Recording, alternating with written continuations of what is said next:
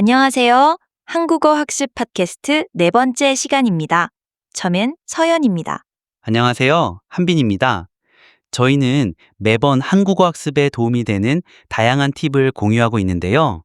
네, 오늘은 초보 학습자들이 가장 궁금해하시고 또 저희의 경험을 통해 얻은 아주 중요한 학습 노하우를 대방출하는 시간을 갖도록 하겠습니다. 맞습니다. 오늘의 큰 주제는 바로 이것입니다.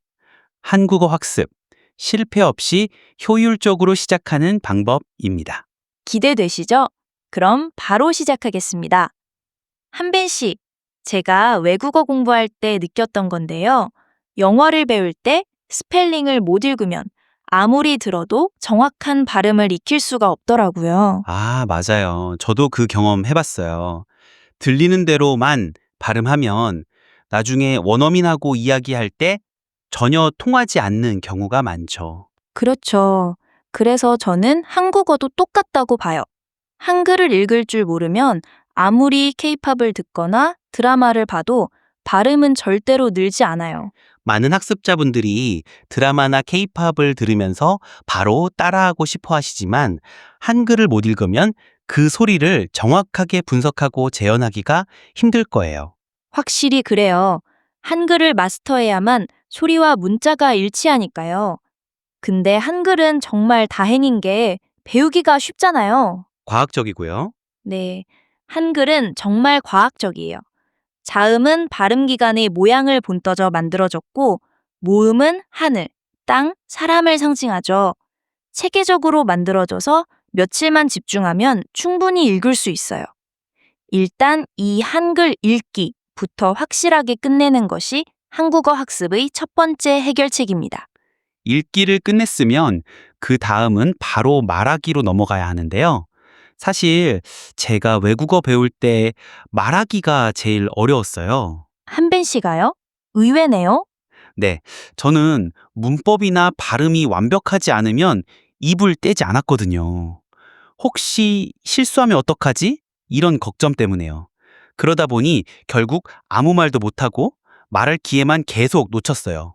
아, 완벽주의 때문에 오히려 소통을 막은 거네요. 저는 영어 공부할 때 처음에 단어만 나열했어요. 나, 학교, 가다. 이렇게요.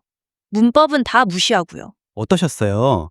상대방이 이해를 했나요? 당연히 문법은 틀렸지만 상대방은 제가 무엇을 말하고 싶은지 이해하려고 노력해줬어요. 거기서 소통의 재미를 느꼈죠.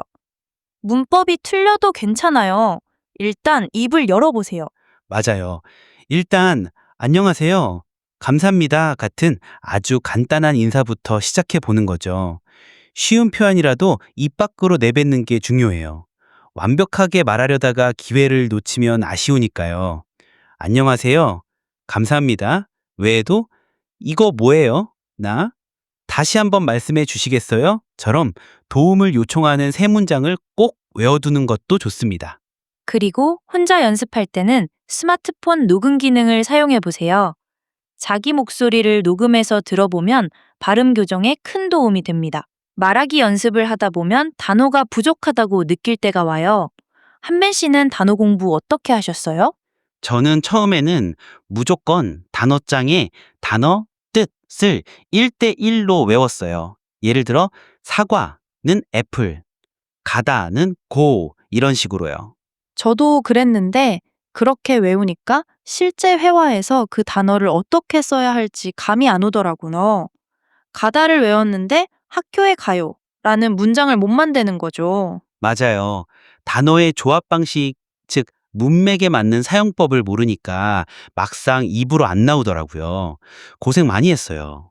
그래서 저는 단어를 외울 때 그 단어가 들어간 예문이나 자주 쓰이는 짧은 구문을 통째로 외우기 시작했어요. 오, 효율적이었나요?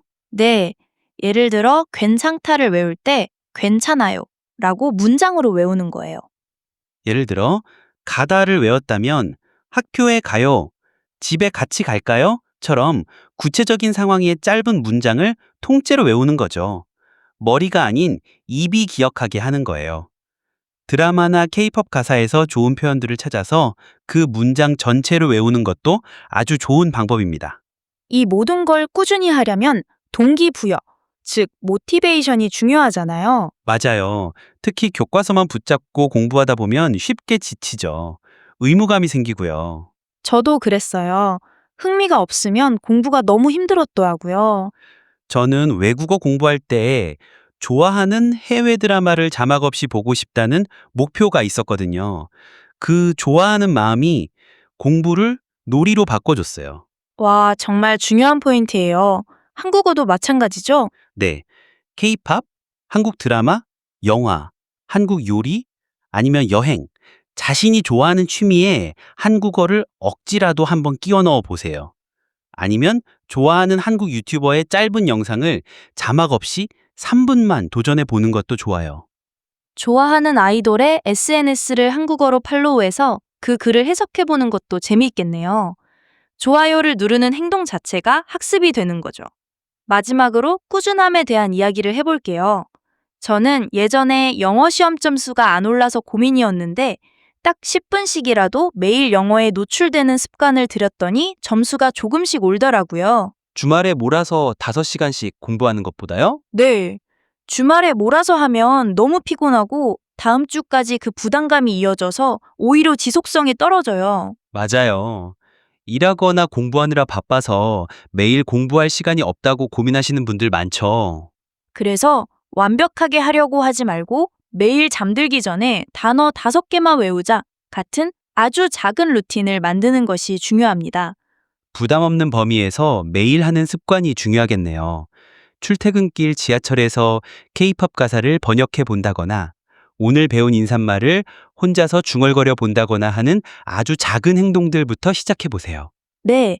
오늘 한국어 학습자들이 꼭 알아야 할 5가지 중요한 노하우를 나눠봤습니다. 한글 읽기부터 시작해서 실수해도 괜찮으니 말하기, 단어는 문장으로 외우기, 좋아하는 것과 연결하기, 그리고 마지막으로 매일 꾸준히 하기까지. 이 팁들을 활용하시면 분명 한국어 실력이 빠르게 향상될 거예요. 저희도 옆에서 열심히 응원하겠습니다. 오늘 함께 해주셔서 감사합니다. 감사합니다. 다음에 또 만나요. 이번 팟캐스트에서 사용된 한국어 단어들을 복습해 봅시다. 이 단어들을 외우고 다시 팟캐스트를 들으시면 이해력이 훨씬 높아질 거예요.